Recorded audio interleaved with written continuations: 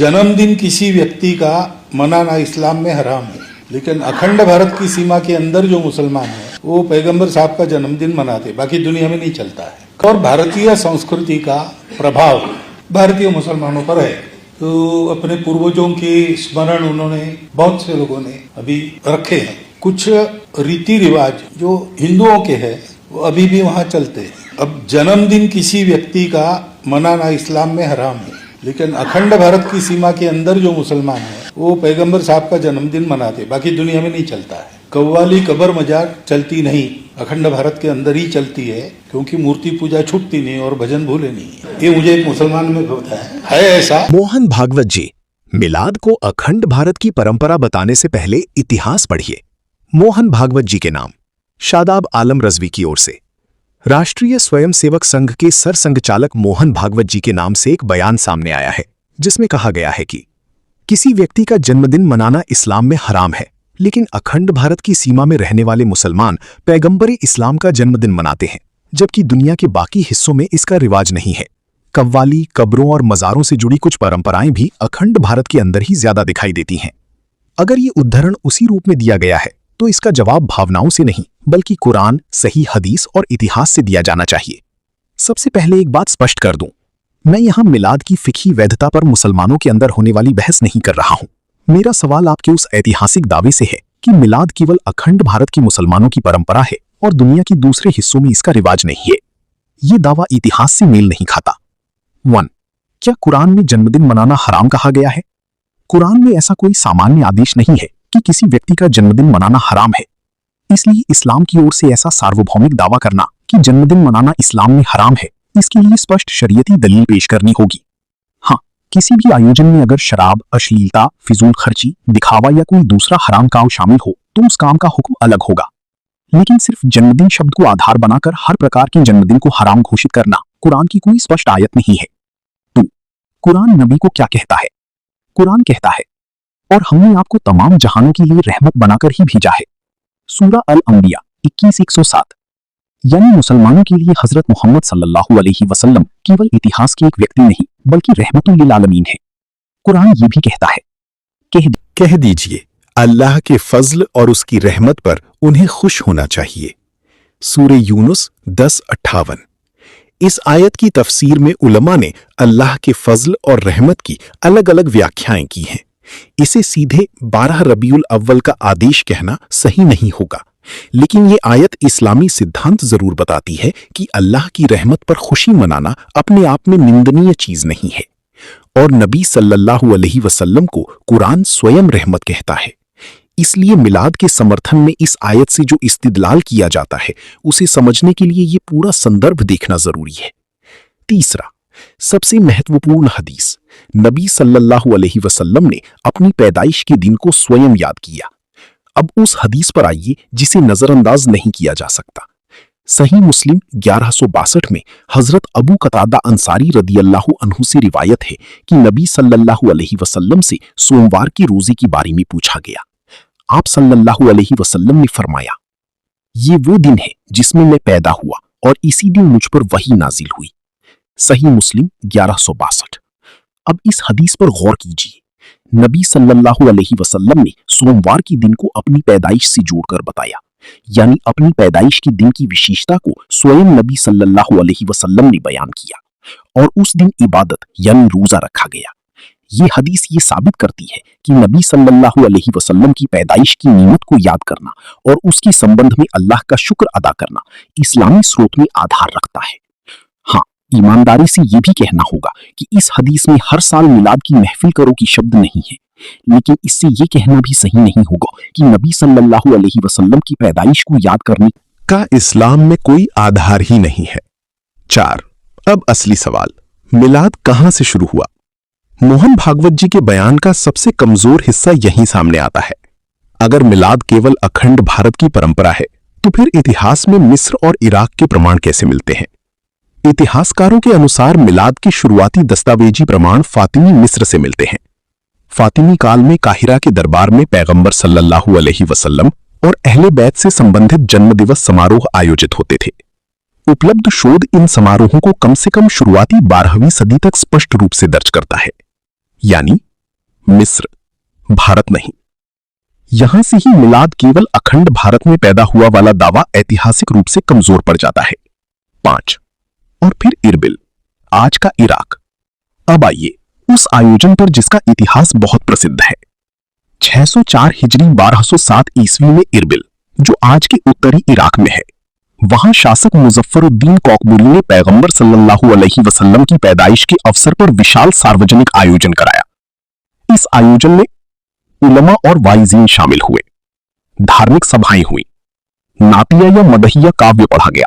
तुर्की की टीडीवी इस्लाम एनसाइक्लोपीडिया भी 604 हिजरी 1207 ईस्वी में इरबिल के इस बड़े मिलाद समारोह का विवरण देती है और बताती है कि अंदलूसी मुहद्दिस एवं इतिहासकार इब्न दहिया अल कल्बी वहां पहुंचे और उन्होंने मिलाद पर एक पुस्तक अत-तनवीर फी मौलिदिस सिराजिल मुनीर लिखकर कॉकबुरी को पेश की।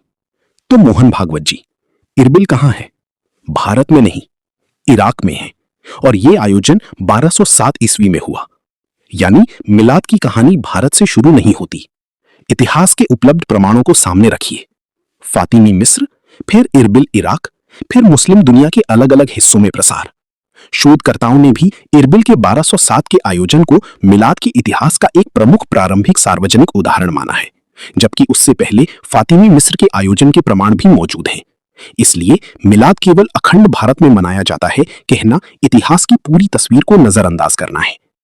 क्या दुनिया के दूसरे हिस्सों में आज भी मिलाद मनाया जाता है? जी हां, यह केवल इतिहास की किताबों में बंद बात नहीं है। आज भी एशिया, अफ्रीका और अरब जगत के अनेक मुस्लिम समाजों में पैगंबर सल्लल्लाहु अलैहि वसल्लम के जन्म दिवस को मौलिद, मौलिद, मेवलिद, मिलादुन नबी आदि नामों से याद किया जाता है। उदाहरण के लिए इंडोनेशिया, मलेशिया, ब्रुनेई, मिस्र, Iraq, Jordan, Morocco, Algeria, Tunisia, Libya, Sudan, Yemen, Oman, एई, संयुक्त अरब अमीरात, पाकिस्तान, बांग्लादेश और अनेक अन्य देशों में इसका धार्मिक या सार्वजनिक पालन दर्ज है। इसलिए सवाल सीधा है, क्या ये सारे देश अखंड भारत के अंदर हैं? नहीं। तो फिर यह कहना कि मिलाद केवल अखंड भारत की परंपरा है कैसे सही हो सकता है? 8 मलेशिया और इंडोनेशिया का उदाहरण ही काफी है। मलेशिया में मौलिदुर रसूल / प्रॉफिट मोहम्मद्स बर्थडे सार्वजनिक अवकाश के रूप में दर्ज है। इंडोनेशिया में भी प्रॉफिट मोहम्मद्स बर्थडे सार्वजनिक अवकाश के रूप में दर्ज है। यानी दक्षिण एशिया से हजारों किलोमीटर दूर मुस्लिम समाजों में भी पैगंबर सल्लल्लाहु अलैहि वसल्लम की पैदाइश का दिन सार्वजनिक रूप से याद किया जाता है। फिर इसे केवल भारतीय मुसलमानों की स्थानीय परंपरा कहना तथ्यात्मक रूप से कैसे उचित होगा? 9 अखंड भारत की बात इतिहास के साथ क्यों नहीं बैठती?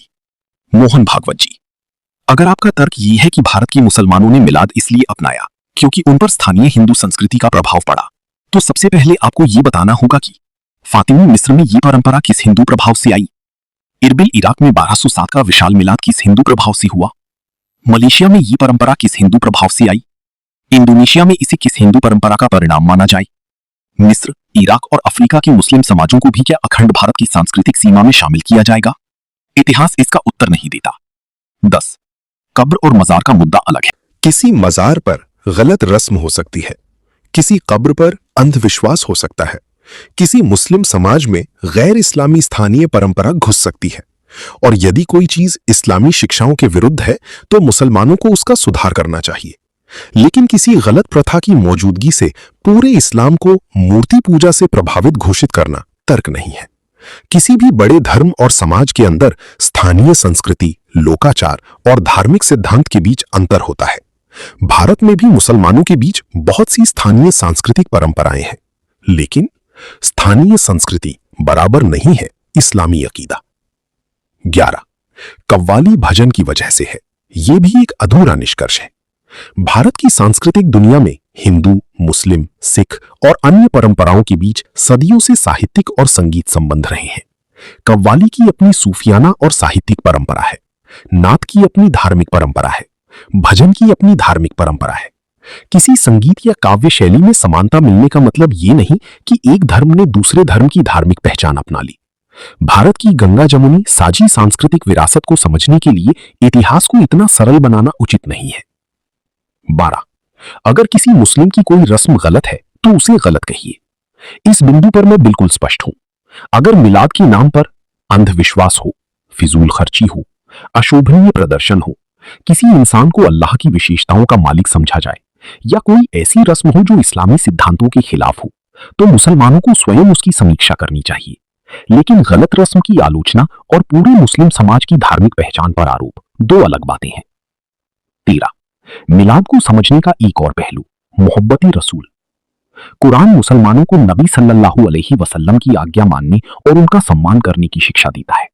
सूरह अल अहज़ाब 33-56 में अल्लाह फरमाता है, निस्संदेह अल्लाह और उसके फरिश्ते नबी पर दरूद भेजते हैं। ए ईमान वालो, तुम भी उन पर दरूद और सलाम भेजो। इसलिए नबी सल्लल्लाहु अलैहि वसल्लम की सीरत पढ़ना, दरूद भेजना, आपकी शिक्षाओं को याद करना और आपकी जिंदगी से सबक लेना इस्लामी जीवन का हिस्सा है। मिलाद के समर्थक इसी व्यापक भावना में पैदाइश की याद, सीरत, दरूद, नात और सदके जैसे अमलों को देखते हैं। फिर से स्पष्ट कर दूं, इससे यह दावा नहीं किया जा रहा कि आज का हर मिलाद समारोह अपनी हर रस्म के साथ सीधे हदीस में मौजूद है। मुद्दा यह है कि इसे इस्लाम में पैगंबर सल्लल्लाहु अलैहि वसल्लम की पैदाइश की याद का कोई आधार ही नहीं कहना भी सही नहीं। 14. इतिहास में बड़े उल्मा ने भी इस विषय पर लिखा। मिलाद पर चर्चा केवल आधुनिक भारत के कुछ लोगों तक सीमित नहीं है। इस विषय पर मुस्लिम विद्वानों की सदियों पुरानी किताबें मौजूद हैं। इमाम जलालुद्दीन सुयूती, हाफिज इब्न हजर अस्कलानी, इमाम अबू शामा, इमाम कस्तलानी, हाफिज सखावी और दूसरे विद्वानों ने मिलाद के आयोजन और उसके धार्मिक पहलुओं पर चर्चा की है। इसलिए इसे केवल भारतीय मुसलमानों की स्थानीय परंपरा बताना ऐतिहासिक बहस को बहुत संकुचित कर देता है। 15. और हिंदुस्तान में मिलाद की परंपरा सदियों से मौजूद है।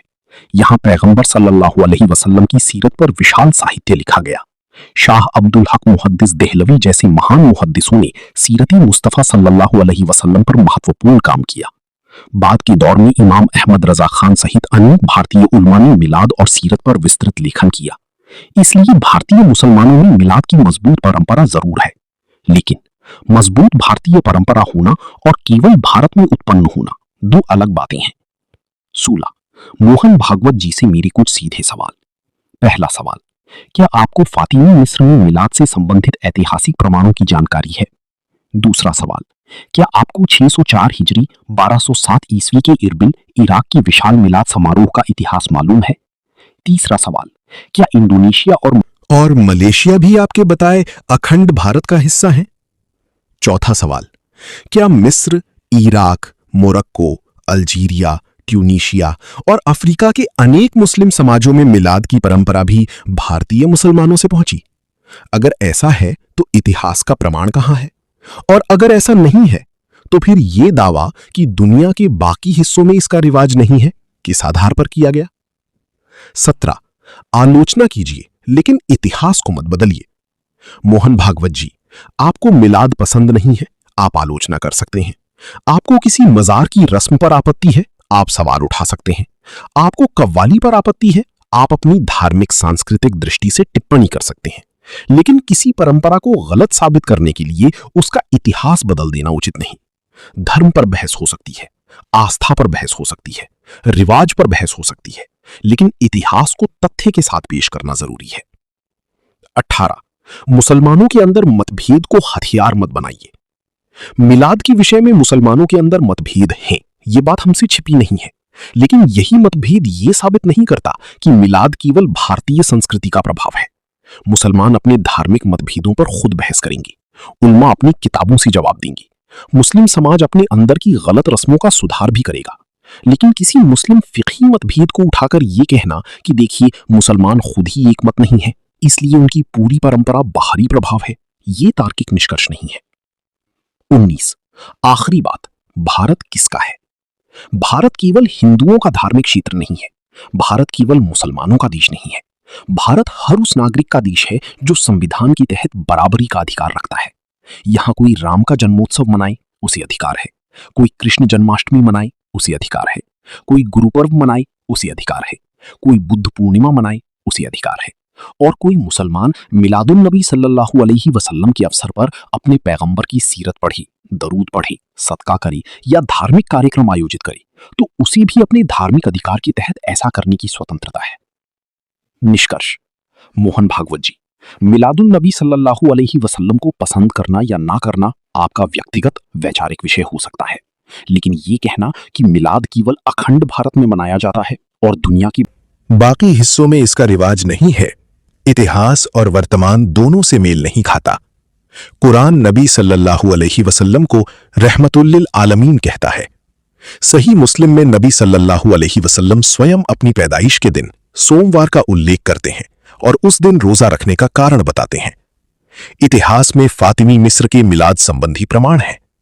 इरबिल इराक में 604 हिजरी 1207 ईस्वी का विशाल सार्वजनिक आयोजन दर्ज है और आज भी दक्षिण एशिया से बाहर अनेक मुस्लिम समाजों में मिलाद मनाया जाता है। इसलिए मेरा आपसे विनम्र लेकिन स्पष्ट अनुरोध है, मुसलमानों के धार्मिक मतभेदों को राजनीतिक तर्क का हथियार बनाने की बजाय इतिहास को उसके पूरे संदर्भ में पढ़िए। हम आपके धर्म का अपमान नहीं करते, हम आपके धार्मिक आयोजनों को मिटाने की मांग नहीं करते। हम केवल इतना चाहते हैं कि हमारी पैगंबर, हमारी आस्था और हमारी धार्मिक परंपराओं के बारे में बात करते समय तथ्य और इतिहास का सम्मान किया जाए। बहस कीजिए मगर इल्म से, आलोचना कीजिए मगर प्रमाण से, असहमति रखिए मगर सम्मान के साथ। मिलादुन नबी सल्लल्लाहु अलैहि वसल्लम को अखंड भारत की सीमा में कैद मत कीजिए, इतिहास उससे कहीं बड़ा है। शादाब आलम रज़वी, फाउंडर रज़ा यूनिटी फाउंडेशन।